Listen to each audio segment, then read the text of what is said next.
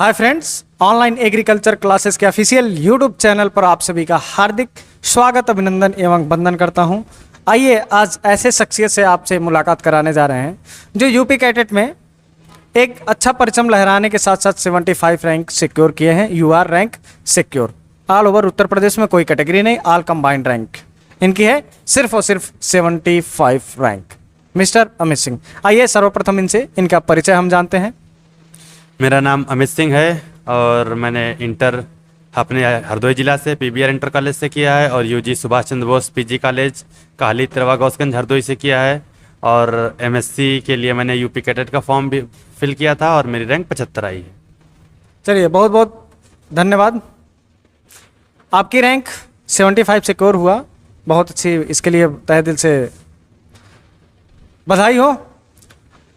अब जैसे आपने यूपी कैडेट के बारे में कहाँ से जाना था, कैसे जाना था, यूपी कैडेट क्या होता है? बहुत सारे स्टूडेंट ऐसे हैं जो कॉलेज से हैं, जैसे कि आप भी कॉलेज से हैं, तो आपको कैसे पता चला यूपी कैडेट क्या होता है और यूपी कैडेट के अंतर्गत कितनी यूनिवर्सिटी आती हैं, इसकी तैयारी कैसे होती है, ये तो बाद में बात करेंगे। लेकिन आपने यूपी कैडेट की खोज कहाँ से किया, सर्वप्रथम हम ये जानना चाहते हैं। सर्वप्रथम खोज जब हम इंटर में थे तो हमारे सीनियर कुछ यूपी कैडेट के बारे में नाम लिया करते थे अक्सर, तो तब मुझे नहीं पता था। फिर मैंने सोशल मीडिया के माध्यम से, इंटरनेट के माध्यम से, सीनियर के माध्यम से पूछा यूपी कैडेट क्या होता है। तब उन्होंने बताया कि एक स्टेट लेवल पर एग्ज़ाम होता है जिसमें तुम स्टेट यूनिवर्सिटी सरकारी जो हैं उसमें तुम पढ़ सकते हो और अच्छा सिलेक्शन पढ़ के अच्छी जगह नौकरी पा सकते हो। तो आपने इंटरमीडिएट में क्या यूपी कैडेट का एग्जाम दिया था? हाँ, इंटरमीडिएट में मैंने यूपी कैडेट का दिया था। मेरी रैंक यूआर से 2000 आई थी, पर गलती की वजह से मैंने पेट भर दिया था और हॉर्टिकल्चर मुझे एनडी मिल गया था और फिर मैंने सीट छोड़ दी थी। जैसा कि उस समय इतनी ज़्यादा सीटें भी नहीं थी, अब तो सीटों की संख्या बढ़ गई है, इसलिए आपको 2000 रैंक पे एनडीयूटी पेड हॉर्टिकल्चर मिला था। वो गलत नहीं मिला था, उस समय के अनुसार बहुत सही मिला था। आज वर्तमान की स्थिति में वही 2000 रैंक पे आप जाएंगे तो आपको फ्री सीट एग्रीकल्चर मिल जाएगी। ठीक है, जहां एनडीयूटी का कैंपस, जैसे इनको हॉर्टिकल्चर मिला था, वही एनडीयूटी का कैंपस आपको गोंडा और आजमगढ़ कैंपस में फ्री सीट मिल जाएगी। ठीक है, ओबीसी, एससी, ईडब्ल्यूएस में। अब आते हैं यूपी कैडेट के अंतर्गत आपके 200 क्वेश्चंस होते हैं, सभी को पता होता है, नो डाउट। इस बार थोड़ा सा परिवर्तन हुआ है। इसके पहले जो एग्जामिनेशन होते थे यूपी कैडेट में, प्रत्येक क्वेश्चन 3 नंबर का होता था, लेकिन 2024 के परिप्रेक्ष्य में जब सरदार वल्लभ भाई पटेल कृषि एवं प्रौद्योगिकी विश्वविद्यालय ने कराया है तो यूपी कैडेट एक क्वेश्चन 4 अंक का हो गया है। मतलब कहने का तात्पर्य यह है कि 200 क्वेश्चन आपका 800 मैक्सिमम मार्क था। अब आते हैं, आपने 200 क्वेश्चंस में से कितना क्वेश्चंस अटेम्प्ट किया था जो आपकी इतना अच्छा रैंक आया? मैंने 200 में से 137 अटेम्प्ट किए थे। पहले अटेम्प्ट में, पहले राउंड में मैंने 120 किए थे, तो कहीं ना कहीं डर था कि मेरी रैंक ऐसा ना हो कि इतने कम क्वेश्चन से नीचे ना चली जाए। फिर हमने 17 क्वेश्चन और अटेम्प्ट किए, 137 कुल किए, उसमें से कुछ गलत निकल गए।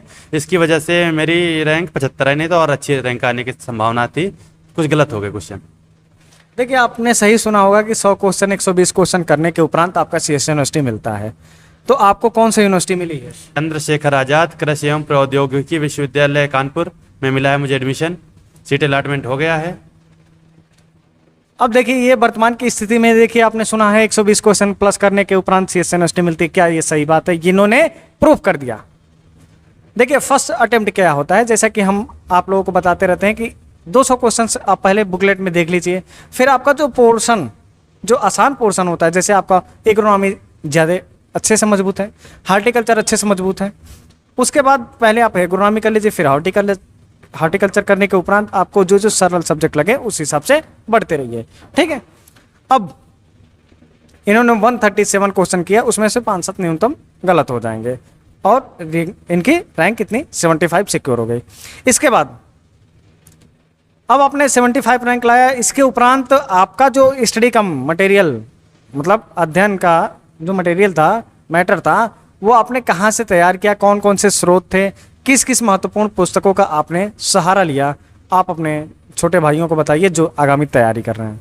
मैंने एमएससी एजी के लिए मैंने तो पहली बार तो कोचिंग ज्वाइन की थी, कोचिंग, और उसके बाद में कोई खास किताब मार्केट में मैंने नहीं पढ़ी थी, केवल नेमराज सुंडा और एसआर कांतवा ऑब्जेक्टिव क्वेश्चन के लिए ली थी।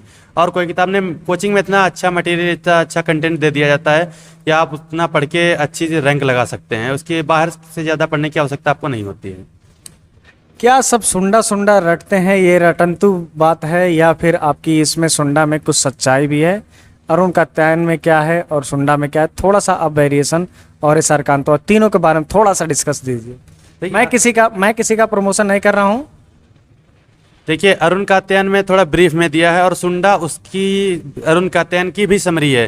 तो अरुण कात्यायन में पॉइंट टू पॉइंट दिया है। ये बात सत्य है कि अरुण कात्यायन से आता है question, head to head Arun का उससे नेमरा सुंडा से क्वेश्चन उठे हैं, इस बार भी उठे हैं, पर माइनर सब्जेक्ट से ज़्यादा नेमरा सुंडा से उठाता है क्वेश्चन।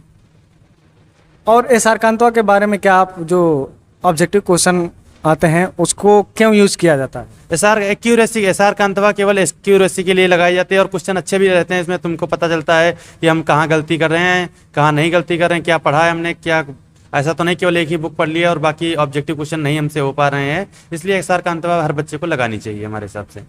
देखिए, अब इन्होंने कहा एस आर कांतवा सबको लगाना चाहिए, लेकिन मेरा पर्सनल ओपिनियन है ये है कि आप एस आर कांतवा लगाने से पूर्व जब आप डिस्क्रिप्टिव बुक पढ़ लेंगे उसके उपरांत आप एस आर कांतवा का सहारा लीजिए, अन्यथा उसमें एस आर कांतवा में बहुत सारी गलतियां भी हैं, मिस्टेक्स भी हैं। क्या ये सत्य बात है? हाँ, मिस्टेक्स है, बहुत सी गलतियाँ।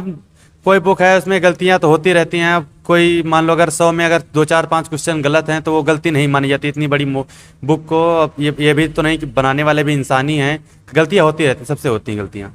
तो इसलिए आप लोग जब तक डिस्क्रिप्टिव में नहीं, सबका फंडामेंटल बुक नहीं पढ़ेंगे, कोर बुक नहीं पढ़ेंगे, तब तक आपको यूपी कैटेट में सिक्योर रैंक करने के लिए मदद नहीं मिलेगा।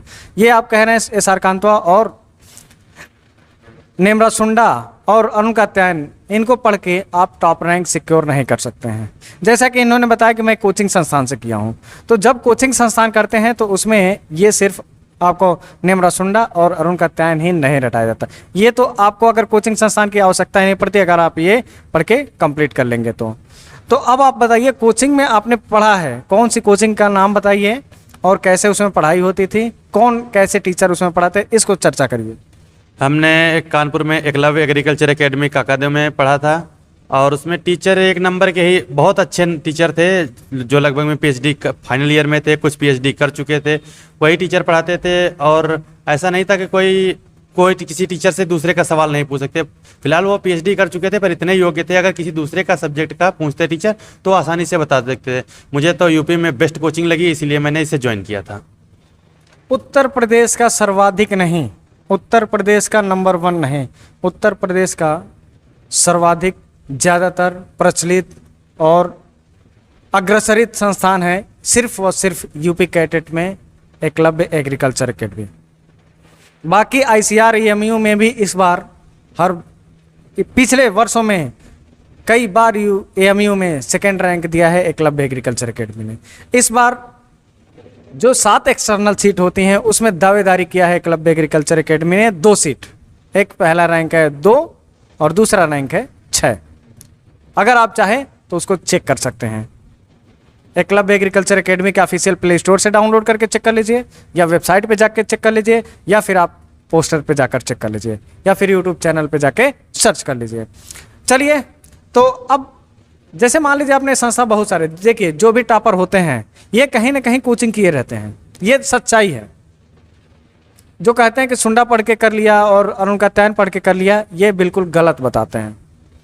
सुंडा तो आपके पास भी होगा, अरुण कात्यायन आपके पास भी होगा, एस आर कांतवा भी आपके पास होगा, अवश्य होगा, लेकिन ये पढ़ के तीनों पुस्तक कभी सफल नहीं होती है। ठीक है, सफलता कब मिलती है? जब तक आपको पूरा प्रॉपर गाइडलाइन नहीं मिलती है, पूरा प्रॉपर तरीके से आप अटैच में नहीं रहते हैं टीचरों के, तब तक आपको एक बेहतरीन मार्गदर्शन और सफल रैंक नहीं मिलती है। तो इसलिए ध्यान रखें, ये जो टॉपर इंटरव्यू देते हैं किसी भी चैनल पे, तो आप ध्यान रखिएगा किसी न किसी कोचिंग संस्थान से जुड़े रहते हैं। ठीक, ये पूरी कड़वी बात सत्य है। चलिए, अब हम आते हैं अपने टॉपिक पे। बहुत सारे ऐसे अभ्यर्थी हैं जो प्राइवेट कॉलेज से किए हैं, तो उनके लिए जैसे मान लीजिए बहुत सारे ऐसे स्टूडेंट हैं जो कोचिंग नहीं कर पाते हैं, तो कोचिंग नहीं ज्वाइन कर पाते हैं, तो उनके लिए कुछ पुस्तकों का आप सलाह दीजिए जो उनको पढ़ के, जैसे आपने कोर बुक पढ़ा है, आपके जो टीचर थे वो सब पीएचडी का मतलब मास्टर माइंड, अपने सब्जेक्ट का, अपने विषय का एक बहुत बड़ा मास्टर माइंड। तो आप अपने कुछ पुस्तकों का नाम बताइए जिनको उनको बेसिक से लेके, और नहीं अगर टॉप रैंक ला पाते हैं तब भी 100 रैंक के अंदर रहें। कुछ ऐसे पुस्तकों का नाम आप जरूर जिक्र करिए। जैसे एग्रोनॉमी के बहुत से सब्जेक्ट हैं, उसके लिए आपको SR मीना नाम की एक बुक आती है, उसको पढ़ना पड़ेगा। उसमें बेसिक्स ये एग्रोनॉमी है, सॉइल साइंस भी है, मेट्रोलॉजी है, और आप कुछ और सब्जेक्ट हैं जो उसमें दिए हैं, उसको पढ़ना पड़ेगा आपको। और इससे सबसे बेहतर हमारे हिसाब से है तो एकलव्य एग्रीकल्चर ऑफलाइन नहीं ज्वाइन कर पाते हैं तो आप ऑनलाइन ज्वाइन कर लीजिए। कोचिंग का मतलब होता है कि अगर आपने ज्वाइन कर लिया तो एक अच्छी गाइडलाइन सीक्वेंस में किस कब कौन से सब्जेक्ट को पढ़ाना है, कहाँ से पढ़ाना है, कितना पढ़ाना है, ये एक बेहतर गाइडलाइन जारी कर देता है कि कोचिंग। और अगर आप अपने मन से पढ़ते हैं तो पता नहीं कि हम इतना डीप पढ़ लेते हैं कि वो कभी पूछे ही नहीं जाना है, नहीं तो इतना ऊपर ऊपर पढ़ लेते हैं कि वो तो सबको ही आता रहता है, तो इससे सिलेक्शन नहीं होगा। और अब ये बताइए, जो प्रीवियस ईयर क्वेश्चन पेपर हैं, क्या आपने सॉल्व किया था या फिर आप प्रैक्टिस सेट से ही सिर्फ कोचिंग के सहारे थे? हाँ, मैंने प्रीवियस ईयर भी क्वेश्चन देखे थे कि level moderate to high level होता है, प्रीवियस सॉल्व किए थे। कोचिंग में जो टेस्ट पेपर लगवाए जाते थे उनको भी सॉल्व किया था। तो इससे कहीं ना कहीं हमारा एक्यूरेसी, अगर कोचिंग में आप लगाते हैं लगातार टेस्ट पेपर, तो एक्यूरेसी बढ़ती है और कॉन्फिडेंस लेवल भी बढ़ता रहता है धीरे कि हम कितना वहाँ अच्छा कर ले जाएंगे। अब थोड़ा सा आप हमें जिक्र करिएगा ऑनलाइन और ऑफलाइन। बहुत सारे स्टूडेंट होते हैं कहते हैं अरे चलो ऑनलाइन ले लेते हैं कोर्स, ऑनलाइन कोर्स ले लेते हैं, टीचर आज पढ़ा के चला गया, वो पता चले कहीं बारात में घूम रहे हैं, कहीं ट्रिप करने गए हैं, तो कहते हैं आज नहीं चलो कल कर लेते हैं, आज नहीं चलो कल कर लेते हैं, फिर कल नहीं किसी और दिन कर लेते हैं। ऐसे करते करते करते करते उनका नियरेस्ट एग्जामिनेशन पहुंच जाते हैं, फिर उसके बाद आते हैं डिस्क्वालीफाई। क्या ये बात सच है? और इस पर थोड़ा सा आप विशेष बताइए कि ऑफलाइन और ऑनलाइन में अंतर क्या है? हाँ, ये बात सच है कि ऑफलाइन और ऑनलाइन में बहुत बड़ा अंतर है, क्योंकि अगर आप ऑफलाइन रहते हैं तो आप उस माहौल में रहते हैं, आपका कंपटीशन होता है उन बच्चों में जो प्रश्न पूछे जाते हैं, कौन बच्चा कितना बता रहा है, तो आप अपने को नाप लेते हैं कि हम कितने पानी में हैं अभी। ऑनलाइन में तो आप बस एक कमरे में बैठे हैं, बस जानना है कि हमने पूरा समंदर पार कर लिया है। और कभी कभी ऐसा होता है कि आप कहीं बाहर चले गए, इतना ओवरलोड हो जाता है कि आप उसको दोबारा हैंडल नहीं कर पाते हैं। ऑफलाइन में आपको उतना ही दिया जाता है जितना आप डाइजेस्ट कर सकते हैं, और रेगुलर मिलता रहता है, कंसिस्टेंसी के साथ आप पढ़ते रहिए तो सिलेक्शन कंफर्म होता है ऑफलाइन में। और ऑनलाइन में इतना कहना मेरे लिए तो सही नहीं है कि ऑनलाइन में परफेक्ट हो ही जाएगा सिलेक्शन आपका। ऑनलाइन में सिर्फ रहता है संतुष्टि कि हमने कोर्स खरीद लिया है, अब ये सब पूरा साम्राज्य हमारा है, टीचर हमारे गुलाम है। यही आप लोग की मेंटेलिटी होती है कि वो पढ़ाएंगे, नहीं पढ़ाएंगे वो अलग की बात है। जिस दिन मान लीजिए कोई दिक्कत हो गई तो मान लीजिए क्लास इधर उधर हो जाती है, वो ठीक है, लेकिन ये आप लोग समझते हैं कि मैं पूरी क्लास को अपने जेब में लिए घूम रहा हूँ, और ये नहीं जब एग्ज़ाम आता है तब आप एग्ज़ाम के जेब में घूम रहे होते हैं, फिर कहीं डिस्क्वालीफाई हुए इधर उधर घूम रहे होते हैं। इसलिए ऑनलाइन ज्वाइन करिए, ऐसा नहीं है, लेकिन उस पर आप रेगुलरिटी मेंटेन कर सकें तब भी आप ज्वाइन करिए। फालतू का पैसा इन्वेस्ट मत करिए, या तो पढ़िए तो ढंग से पढ़िए, नहीं तो मत पढ़िए। कहने का तात्पर्य है कि आप किसी भी जगह किसी भी संस्थान से आप पढ़िए, नो डाउट, लेकिन बिल्कुल एक जगह एक को जानो, एक को मानो और एक हो जाओ। कंसिस्टेंसी के आप माध्यम से मतलब बिल्कुल एक जगह ध्यान केंद्रित करके पढ़िए। अब आप थोड़ा सा ये बताइए कि आपने MSc एंट्रेंस क्वालिफाई कर लिया, आगे जो भी आगामी स्टूडेंट हैं, आगामी जो भी बैचमेट्स आपके मित्र हैं, छोटे भाई, उनको तैयारी करने के लिए कोई प्लेटफॉर्म मार्गदर्शक कीजिए और कुछ पुस्तकों का सहारा बताइए उनको कि उनका भी एक अच्छा रैंक सिक्योर हो।